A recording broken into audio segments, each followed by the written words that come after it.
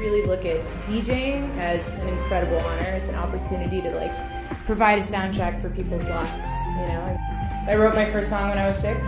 I started producing electronic music about 3 years ago, but I've been making music for as long as I can remember.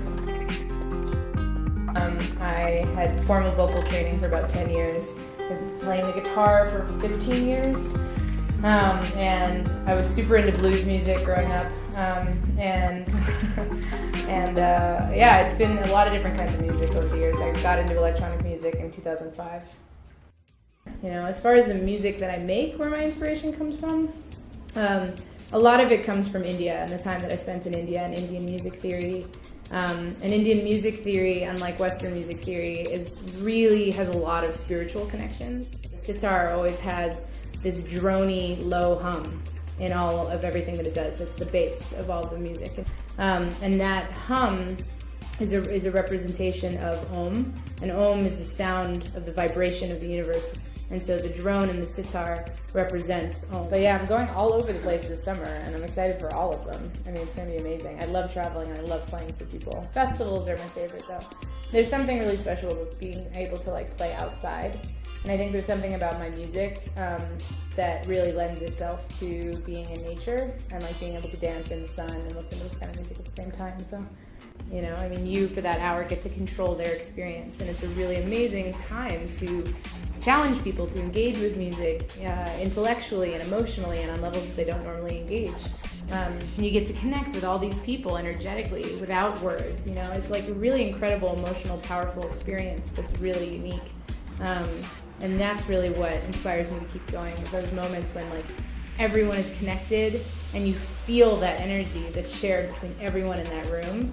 It's this incredible, magical thing that like is a high that I live for. I was comfortable on stage. I wanted to provide something for other people to be able to get started.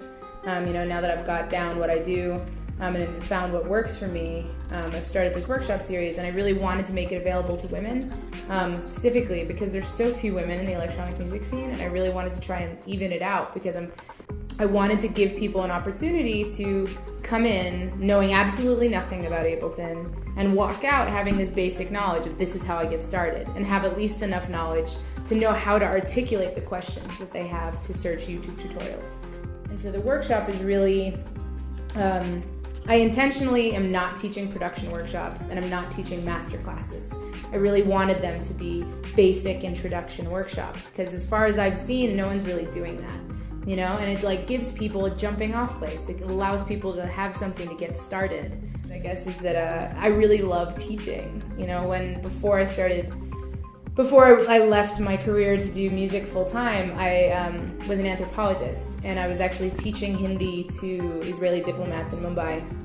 And the goals behind all of this, you know, if the more people are involved with Ableton DJing and Ableton production, the higher the bar is going to be raised for what is considered, you know, an inspirational or incredible Ableton performance. You know, and I really want to be able to do what I can to push the industry forward and to really like inspire people and be doing interesting things.